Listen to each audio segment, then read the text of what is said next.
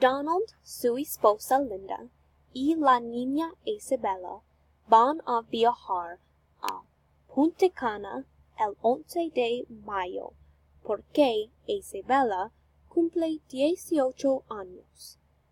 Van a viajar por una semana. Isabella va a llevar la cámara fotográfica y una mochila grande. Donald va a llevar el pasaporte de todos y los boletos. Linda va a llevar el itinerario. El primer día, ellos van a ir a la playa.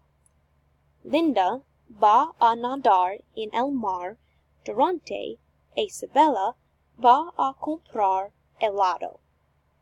El próximo día van a montar unos caballos. Entonces, Isabella va a tomar fotos.